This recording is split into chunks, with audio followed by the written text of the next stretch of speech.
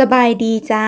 คนงามทั้งหลายแลมื้อนี้ค่อยอยู่เฮือนลาก็เลยบ่อยากทิมเวลาให้สูญเปล่าหั่นนะค่อยก็เลยสรรหาเมนูขนมให้มาเฮ็ดแต่ว่าค่อยหันสิบ่บอกดอกเด้อว่าค่อยสิเฮ็ดเมนูอีหยังนะลองทายกันเบิ่งติว่ามันคือขนมอีหยังเบิ่งมาฮอดขั้นตอนนี้ก็พอที่จะจับใจความได้แล้วหรือยังเอาเป็นว่าค่อยจิมาเฉลยเลยซะที่ค่อยกำลังเฮ็ดอยู่นี้ก็คือขนมปาติโซจ้าอย่าเบิ่งเป็นมันดูหรือว่าห่อเกี๊ยวได้บ่สันเขียดได้นี่สมหน้าก็จะได้ประมาณนี้อันนี้ก็คือขนมปาติโซจ้าค่อยว่าเป็นปาติโซก็คือปาติโซเนาะห้ามบูลลี่งานสีมือค่อยให้ค่อยเมิดกำลังใจได้ค่อยสิย้ำอีกเทื่อนึงว่าน้องคือปาติโซองค์เทพสามตาแล้วมาโดนใจคำนี้มันมาแต่กระเดอขอโทษขอโพยหลายๆพอดีว่าคิดได้แบบอัตโนมัติ แต่ว่าหน้าตาของน้องนี่งามอยู่ได้แต่ว่าตัวขี้หายก็มีคือกันแต่ว่าค่อยหักเก็บไว้สินะอันที่จริงก็บ่อยากให้เบิ่งดอกเพราะว่าค่อยเองก็ย้านหมดศรัทธาในงานฝีมือของตัวเองคือกัน ปั้นหูปั้นหางน้องหันแล้วเตรียมทอดกันเลยจ้ะทายสิผู้ใด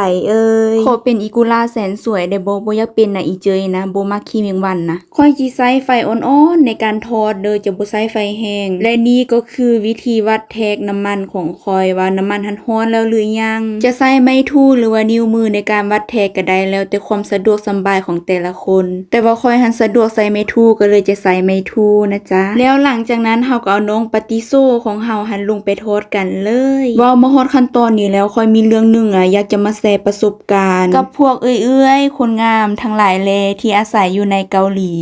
ก็คือบ่ฮู้ว่าประสบการณ์นี้นะทุกคนจะเคยเจอแบบค่อยหรือบ่ขอเว้าย้อนเวลาไปแต่ตอน2 ปีก่อนหน้านี้นะจ๊ะค่อยจื้อได้ว่าปีนั้นนะค่อยมาอยู่เกาหลีเป็นครั้งแรกแล้วค่อยอยู่เกาหลีประมาณ2 อาทิตย์นี่ล่ะมื้อนั้นก็คือค่อยก็อยู่เฮือนปกติของค่อยล่ะเพราะว่าค่อยอยู่เฮือนคนเดียวซึ่งพ่อบ้านของค่อยหันเพิ่นก็ไปเวียกแต่เช้าพุ่นไปแต่ตอน7 โมงซึ่งมื้อนั้นหันเหตุมันเกิดตอนประมาณ12 โมงนี่ล่ะถ้าค่อยจื้อบ่ผิดได้ก็คือมีคนหันน่ะมาเคาะประตูเฮือนค่อยก็เลยไปไขพอแต่ไขประตูออกมาสิ่งที่ค่อยเห็นก็คือพ่อเฒ่าผู้นึงเบิ่งตามลักษณะโดยรวมแล้วน่าจะประมาณคนอายุ60ปลายนี่ล่ะลักษณะของเราเป็นคนสูงแล้วก็จอยส่วนลักษณะการแต่งตัวของเราก็คือนุ่งสูทสีดำแต่ว่าเป็นสูทสุภาพหมวกที่ใส่ก็เป็นหมวกสีดำไม้กันเท้าที่จับก็ไม้กันเท้าสีดำเกือบคันมันที่ใส่ก็เกือบคันมันสีดำจ้าโอ้ยมาฮอดขั้นตอนนี้ก็คือทุลักทุเลแฮงขนมก็อยากจืนเรื่องก็อยากเล่าแล้วก็ถามสบายดีแล้วก็ยื่นเจียให้ค่อยหันใบ